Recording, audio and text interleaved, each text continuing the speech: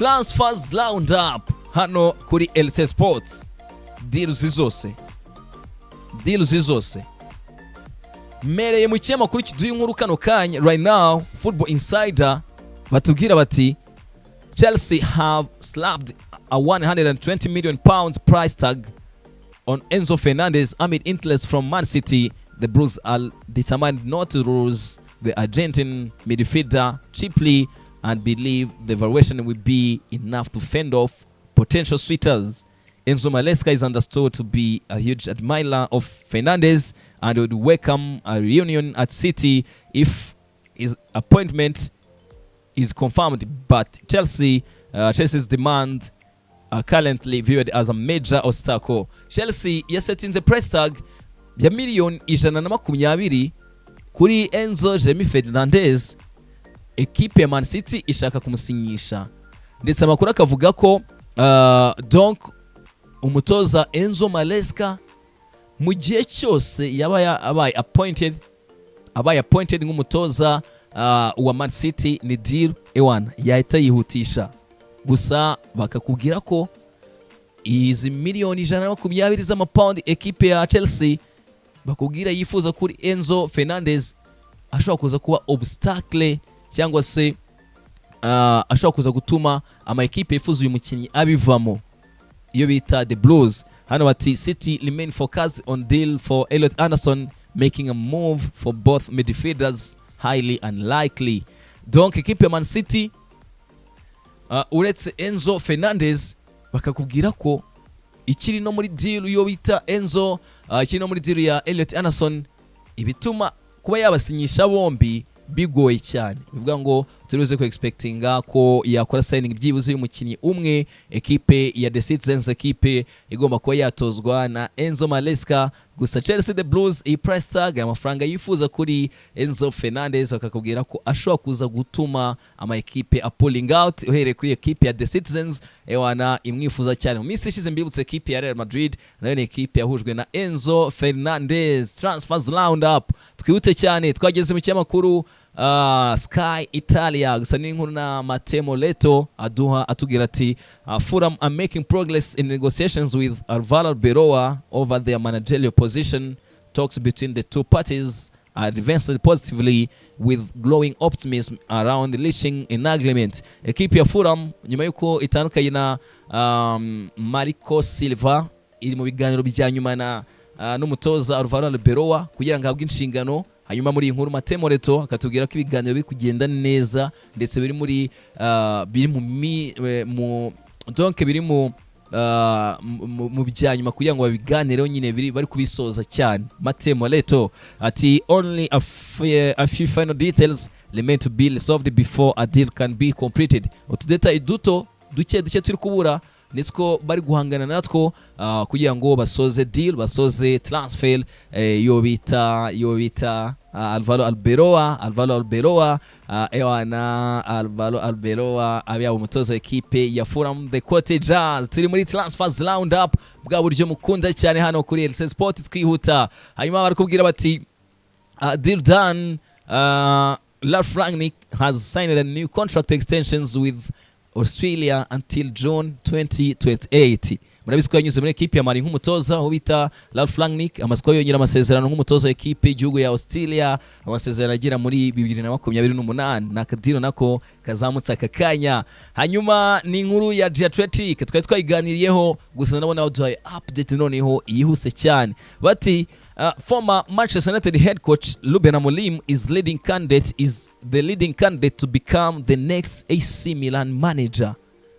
Uwahoze atoza ekipe ya Manchester United Ruben Amorim, uyu mugabo ni uri imbere mu bashobora kuza guhabwa inshingano nk'umutoza wa ekipe ya AC Milan. Ruben Amorim ewan mu gihugu cy'Ubutaliyani muri Italian Serie A muri ekipe ya AC Milan Rossoneri. The 41-year-old has been out of football since the departure from Manchester United on January 5th and had talks with the Serie A club in Portugal last week. Mu cyumweru gishize nibwo yaganira na ekipe ya AC Milan baganira mu gihugu cya Portugal, bakanakubwira ko kuva yatandukana na ekipe ya Man U nta kazi yari afite Ruben Amorim, gusa birashoboka cyane ko ari buze kuba ahabwa inshingano na ekipe ya AC Milan and now considering Ruben Amorim as their preferred option as they continue their search for new head coach. Baravuga bati reka duprefere Ruben Amorim, gusa iyi ne ekipe nyira kubwira bati iri gushaka umutoza mushya, gusa ibiganiro byabahuje Ruben Amorim ndetse na ekipe ya AC Milan shaka kuza kurangira ariyo yerekejemo akajya kwitoza nkuko The Athletic bitubwira muri transfers roundup. Tuve kuri Ruben Amorim na AC Milan Losonelli tunazamukane na update yindi hano akakanya hano kuri LC Sports. Ni nkuru dukesha The Sun nakubwira iti Manchester United are ready to invest more than 100 million pounds into more midfield reinforcement this summer. Man U iri buze guspendinga amafaranga ari hejuru ya miliyoni 100 z'amapound kwa mediateri bandi babiri muri iyi mesh. Carlos Baleba, Alex Scott, Matheus Fernandes have all been shortlisted as potential targets as United step up plans to strengthen the center of the pitch ahead of the new season. Bakagaruka ku mazina ali kuba linked na ekipe ya Man U, donc wo Alex Scott wa ekipe ya FC Bournemouth, Carlos Baleba wa Brighton, bakanagaruka no kuri Matheus Fernandes nkuko The Sun bitubwira iti byibuze miliyoni ziri hejuru y'ijana z'amapound ziri tayari, kandi Man U irashaka kuba yaspendinga kuba mediateri nkuko babitubwira neza cyane muri inkuru. Hanyuma tukajya muri The Times iti Arsenal could part ways with Leandro Trossard and Gabriel Martinelli this summer. Ekipe Arsenal birashoboka cyane ko iri buze gutandukana na Gabriel Martinelli ndetse na Leandro Trossard. Hanyuma bati Trossard has just 1 year left remaining on his contract with the Gunners, reportedly considering a sale. Leandro Trossard aracyafite amasezerano muri ekipe ya Arsenal y'umwaka umwe wundi, ndetse ekipe ya Arsenal iri gukonsidera kumugurisha. Martinelli could also attract interest from abroad, having previously been linked with Bayern Munich. Gabriel Martinelli nawe bakakubwira bati nawe arahuzwe no kuba yasohoka akava muri ekipe ya Arsenal, ndetse ekipe ya Bayern Munich Bavarian n'ekipe imwifuza cyane nkuko The Times ibitubwira. Ewana muri transfers roundup tukajya mu gihugu cya Espagne muri RMC Sports batubwira bati Real Madrid have ended their interest in Julian Alvarez. The path is now clear for Barcelona to sign the Atletico and Argentina striker.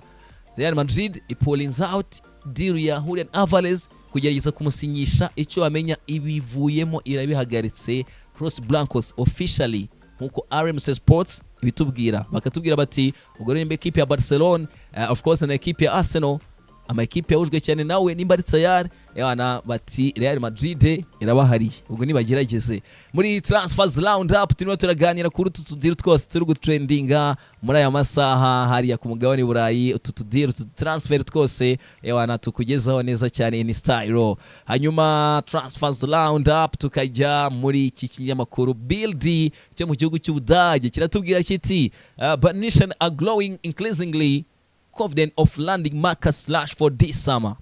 Ekipe ya Bayern icyizere ndetse no gushyiramo imbaraga kuri signing ya Marcus Rashford bikomeje kwiyongera cyane kuri ekipe ya Bayern Munich. Hanyuma Bild igakomeza kubwira iti positive talks have already taken place with the forwards camp and Bayern are now preparing an opening bid with worthy around 25 million euros. Ekipe ya Bayern Munich nyuma y'uko ibiganiro byayihuje na representatives ba Marcus Rashford iri gutegura offer bid ya miliyoni 25 z'amayero ishaka kohereza muri ekipe ya Man U kuri Marcus Rashford muri transfers roundup. Hanyuma Team Talk na iduhi inkuru ndetse na bid bakanakubwira bati Manchester United are holding firmly on 30 million euros valuation while Barcelona have yet to activate their 30 million euros option to make Rashford's move permanent before the June 15th deadline. Tariki 15 hakuri iminsi mike kugira ngo ekipe ya Barcelona ibijyanye no kuba yasinyisha Rashford kuri agreement yagiranye na ekipe ya Man U. Option bashyizemo iyo minsi nigera bizabivuze ngo Rashford ntabwo Barcelona ikimusinyishije bigaha amahirwe ekipe ya Bayern Munich nkuko Bills ibitubwira ndetse n'ikinyamakuru Team Talk neza cyane hano kuri LC Sports Transfers Roundup. Ewana nizo turimo tuzamukana nizo headlines, tuzamukana nizi nkuru zigezweho zose hariya ku mugabane w'Uburayi mu buri bwa buryo musigaye mukunda cyane. Transfers Roundup yanizere ko wakoze subscribe. Hanyuma turacyazamukana n'izindi deal ziri kwandikwa aka kanya live direct. Akamenya ko Yaya Toure yamaze kuhabwa inshingano nk'umutoza wa ekipe ya Slovan Bratislava. It is his first job in football management.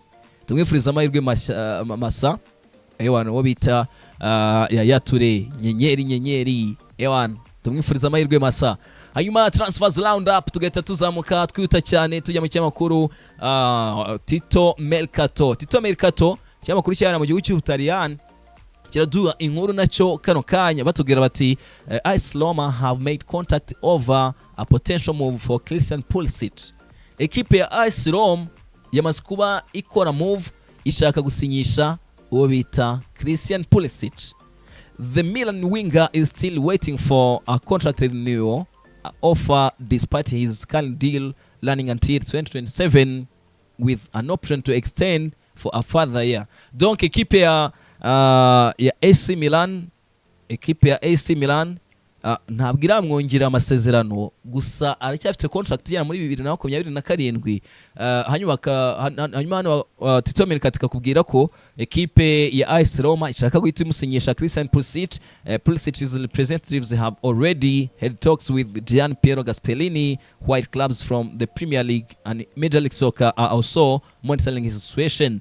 Donc abashinzwe inyungu mu mupira w'amaguru wa Christian Pulisic batangiye ibiganiro n'umutoza Gian Piero Gasperini bakanakubwira ko amakipe atandukanye mu gihugu cy'Ubwongereza naye ari kumurebera hafi cyangwa se naye amwifuza udakuyeho n'amakipe yo mu gihugu cya Leta Zunze Ubumwe za Amerika muri Major League Soccer. Transfers Roundup hano deal zose tuganiraho kuri LC Sports. AC twagize mu cyamakuru AC cyane mu gihugu cya Espagne. AC iti Barcelona remain fully focused on signing Julian Alvarez and have not been detailed by Atletico Madrid's stance. Barca iracyifuza cyane Julian Alvarez gusa Atletico de Madrid ni ekipe nyine itari kubaha detail na detail ba nyine kuri uyu mukinnyi gusa yagarutse kuri Real Madrid mu minsi ishize. Atletico itubwira iti Real Madrid mugenze ntabwo twabaho umukinnyi nta deal dukeneye gukorana namwe.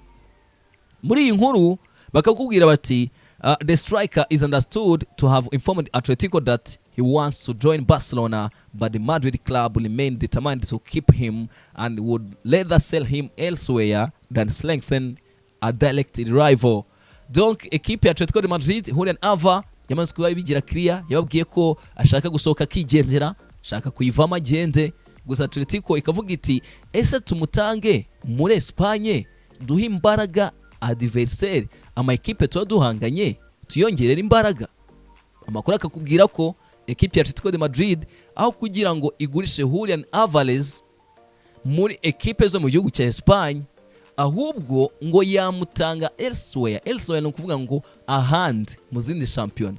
Ubwo ngubwo bihita bishyira equipe ya Arsenal byibuze mu mwanya mwiza kuko nayo equipe yabaye linked kuri Julian Alvarez. Hanyuma muri Transfers Roundup AC ikakubwira iti Arsenal remain interested while PSG have withdrawn from the race. Real Madrid also saw a 150 million bid rejected era in the process. Ekipe ya Paris Saint-Germain yabivuyemo ubwo ekipe isigaye ishobora kuba yakwegukana Julian Alvarez. Ati ne ekipe ya Arsenal nyuma yo bid ya miliyoni 150 z'amayero Real Madrid yatanze kuri Julian Alvarez. Ekipe ya Atletico de Madrid wanayise rejectinga iyo offer. Transfers Roundup hano kuri LC Sports deal zose twatunyuramo tuzamukana n'ibinyamakuru tuzenguruka i Burayi nkwindiza mu binyamakuru muri aya makuru ya Transfers Roundup. Hanyuma tuve kuri Julian Alvarez tugiye gato mu kinyamakuru Mail Sport iraduha inkuru nayo igezweho right now aka kanya muri Transfers Roundup. Bati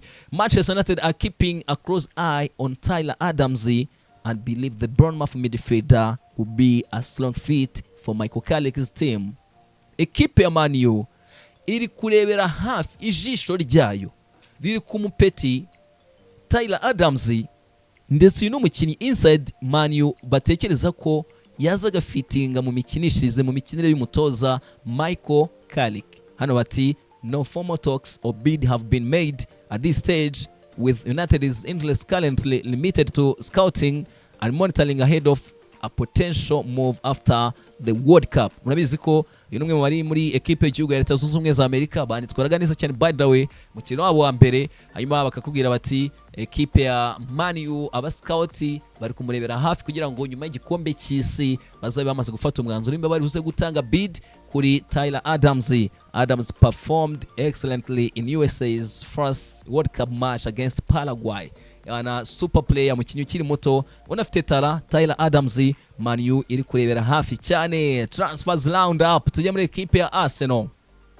Team Talk niyo iduye inkuru kuri equipe ya Arsenal bati Arsenal have no plans to part ways with Miles Lewis-Skelly despite interest from Manchester United.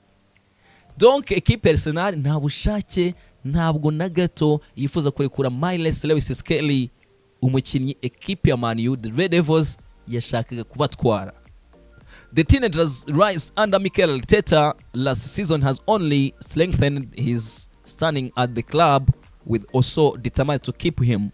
Umutoza Arteta performance uyu mwana yagize Miles Lewis-Skelly iyi season Arsenal itwaye mu Premier League, bakakubwira bati ni performance ziri outstanding, performance zidasanzwe kuri level yuko Arsenal ikubwira iti Miles Lewis-Skelly ni untouchable, n'umukinnyi ntakorwaho, n'umukinnyi tutagurisha na gato. Miles Lewis-Skelly, any club hoping to test Arsenal's resolve would likely need to offer in excess of 60 million pounds before talks or even considered. Iyaza yose yanazana hejuru ya miliyoni 60 z'amapaundi, cyane ko equipe ya Arsenal ishobora no kubitanagiye no mu biganiro na bito kuri equipe yazayifuza Miles Lewis-Skelly. Team Talk nicyo itubwira kuri uyu musore Arsenal dashaka kuba yarikura uyu mwongereza. LC Sports transfers round up, amakuru menshi cyane ya transfer abazamuka tukayinjiranamo tukayagarukaho buri kimwe cyose. Hanyuma gato twagarutse ku bakinnyi muri transfers round up, hari indi nkuru mbona imbere yanjye neza cyane. Ewana nabaye nkuyibona kare ndavuga nti kambe nyihoreye, ariko nyine ndabona bongeye kuba byandika batubwira ko equipe ya Arsenal the Gunners uretse ewana abasore batandukanye Chris Zolis, uretse Badre Barcola, uretse Morgan Rogers, equipe ya Arsenal iri na interested kuri Under Balnesia. Ewana hariya muri equipe ya Real Sociedad, mwe bakinyi beza cyane. Ewa naryo ni izina rizamuka nkuko The Athletic, The Sun, ndetse n'ikinyamakuru Sky Sport babyandika. Under Balnesia, musore wa equipe ya Real Sociedad San Sebastian yara mu gihugu cya Espagne. Ewa na transfers round up neza cyane hano kamenya each and every update. Ewa na deals ziri kuzamuka direct tutatuziguha neza cyane in style. Hanyuma twageze mu kinyamakuru Mundo Deportivo MD yara mu gihugu cya Espagne. Turi kuzenguruka ibinyamakuru byose. Mundo Deportivo iti Darwin Nunez has emerged as an alternative target for Barcelona as they continue planning for life after Lewandowski. Mu mazina azamuka, mu mazina ahuzwa na equipe ya Barcelona, Mundo Deportivo iti Darwin Nunez nawe mumushyire hafi, mumutekerezeho. Barca ngishaka kureba ngo ese bizagenda gute nyuma y'igena rya Roberto Lewandowski. Izina Darwin Nunez naryo rikaba rizamutse right now. Bakakubwira bati the Catalan club remain focused on signing Julian Alvarez, but Nunez is also under consideration and is reportedly open to returning to European football. Murabizi yigire muri Saudi Arabia, muri Saudi Pro League, gusa nubwo first option main target kuri equipe ya Barcelona ari Julian Alvarez. Barakubwira bati umwe mu bo bakonsidera na Darwin Nunez na warimo, ndetse uyu mukinnyi ari open kugaruka hariya ku mugabane w'Uburayi. Bati Barcelona are expected to continue assessing the market before making a final decision on their next striker. Barca iracyari kureba ese isoko rimeze gute, abakinnyi bari available nabahe. Bati ibyo byose iri kubikora mbere yuko ifata umwanzuro ku mukinnyi iribuze kwisinyisha nka rutayizamu nka striker. Transfers round up hano kuri LC Sports, each and every update izamuka tukayiguha neza cyane in style. L'Equipe iti Arsenal are considering a move for AS Roma midfielder Manu Kone. Equipe Arsenal iri kurebera hafi nimba yakora move kuri midfielder umediateur wa equipe ya AS Roma mu Faransa Manu Kone. Roma could be forced to sanction player sales in order to comply with the UEFA financial regulations with a fee of around 40 million euros, reportedly enough to secure the French international's departure. Uyu mukinnyi equipe ya AS Roma ishobora kuza kuba obligé kumugurisha kugira ngo ijyane n'amategeko ya UEFA financial fair play. Hanyuma uyu mukinnyi bakakubwira ko miliyoni 60 miliyoni 40 yes z'amayero ashaka kuza kwa zihagije kugira ngo ube wamuhabwa Manu Kone. Inter Milan are also credited with an interest in the 25-year-old midfielder. Equipe ya Internazionale Milano nayo bakakubwira ko ari equipe imwifuza nayo Manu Kone. Idira nayo gatomva ko ni affaire suivre hano kuri LC Sport. Ni inkuru turakomeza kugenda dukurikirana tureba ese Manu Kone yakwerekeza he. Hanyuma Liverpool de Cops ndetse na equipe ya Chelsea bakakubwira ko ari linked kuri winger hatari wa equipe ya Hoffenheim Bazumana Tule petikiza umupira.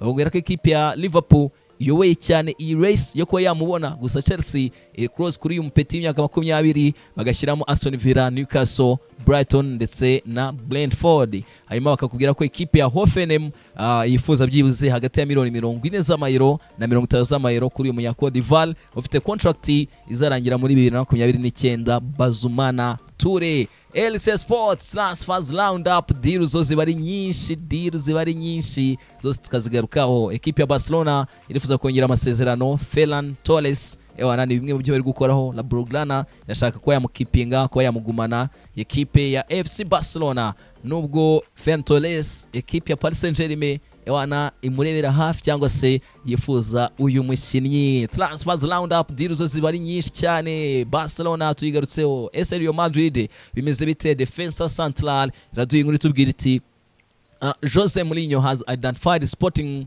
Lisbon midfielder Morten Hoodman as a target for Real Madrid after move for Matheus Fernandes appeared unlikely. Man U igiye kubatwara Matheus Fernandes. Hanyuma equipe ya Real Madrid nayo yasigera kuri Morten Hoodman wa equipe ya Sporting Lisbon. The Denmark international has 18 million euros lease clause and is close to attracting strong interest from Atletico Madrid, who have already submitted a 40 million euros offer.